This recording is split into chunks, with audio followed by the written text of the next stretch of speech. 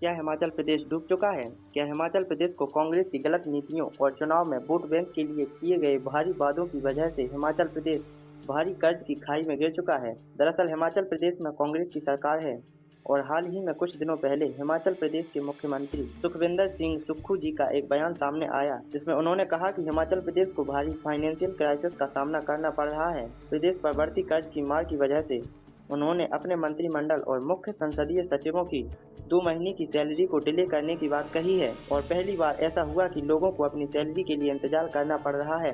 इस महीने की सैलरी लोगों के खाते में 1 तारीख की बजाय 5 तारीख को आई। दरअसल 2022 में हिमाचल प्रदेश में बीजेपी की सरकार थी और उस समय हिमाचल प्रदेश पर 73,541 करोड़ रुपए का कर्ज था, जो कि अब 2024 में कांग्रेस की सरकार में 73,541 करोड़ से बढ़कर 94,992 करोड़ रुपए हो गया है। यानी कि बीते 2 सालों में कांग्रेस की सरकार ने राज्य पर 21,451 करोड़ रुपए का कर्ज और बढ़ा दिया, जिसमें 17% कर्ज यानी कि लगभग 13,054 करोड़ रुपए का कर्ज 2022 में लिया गया और लगभग 9.7 यानी कि लगभग 8,403 करोड़ रुपए का कर्ज 2023 में लिया गया। अब हिमाचल प्रदेश का सालाना बजट 58,444 करोड़ रुपए है, जिसमें 42,079 करोड़ रुपए वेतन, पेंशन और पुराने कर्ज में खर्च हो जाता है। इसके बाद ओल्ड पेंशन स्कीम, जो कि एक अतिरिक्त खर्चा है, उसमें सालाना 20,000 करोड़ रुपए खर्च हो जाता है।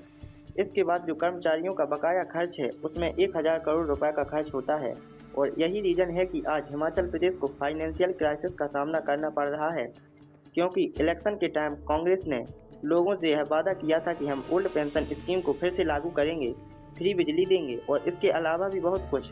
ये पॉलिटिकल पार्टीज की जो फ्री वाली पॉलिसी है, इसी की वजह से सरकार को भारी कर्ज का सामना करना पड़ता है, क्योंकि अगर गवर्नमेंट ही सब कुछ फ्री बांटने लगेगी तो गवर्नमेंट के लिए भी काम करना मुश्किल हो जाएगा और यही हिमाचल प्रदेश में हो रहा है। हिमाचल प्रदेश पर जो कर्ज है, इस हिसाब से हिमाचल प्रदेश के हर नागरिक पर लगभग 1,17,000 रुपये का कर्ज है और जहां सुक्खू सरकार इलेक्शन के समय ओल्ड पेंशन स्कीम को लागू करने की बात कर रही थी, फिलहाल में तो वह अपने कर्मचारियों को ही सैलरी देने में असमर्थ है। और जो हिमाचल प्रदेश के चीफ मिनिस्टर जी ने बयान दिया है कि 2 महीने तक ना ही हमारे मंत्रिमंडल सैलरी लेंगे और ना ही हम लेंगे, अब यह बात उनकी किसी मजाक से कम नहीं है, क्योंकि प्रदेश में मुख्यमंत्री सहित 11 मंत्री और 6 मुख्य संसदीय सचिव हैं।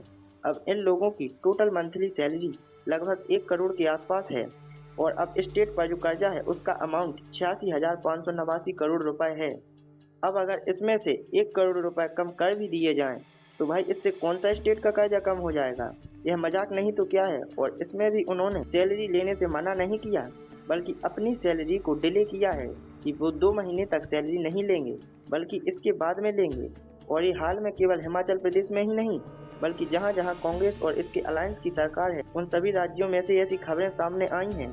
अभी कुछ दिनों पहले कर्नाटक, पंजाब में भी यही सुनने को मिला था और यही वो लोग हैं जो कि चुनाव के समय प्रत्येक महिला को हर साल 1 लाख रुपए खटाखट देने की बात करते थे।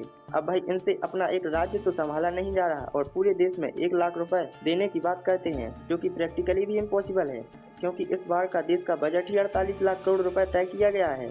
तो इतना पैसा ये लाएंगे कहाँ से? और अगर चलिए कल्पना कर भी लेते हैं कि ये लोग इतना पैसा लोगों में बांट भी देते हैं, तो देश की कंडीशन क्या हो जाएगी, इसके बारे में भी कोई नहीं सोच सकता। इसलिए अपनी सरकार हमेशा सोच समझ कर ही चुने, क्योंकि न जाने राहुल गांधी जैसे कितने नेता हैं जो बिना सोचे समझे कुछ भी बोल देते हैं। तो दैट्स ऑल।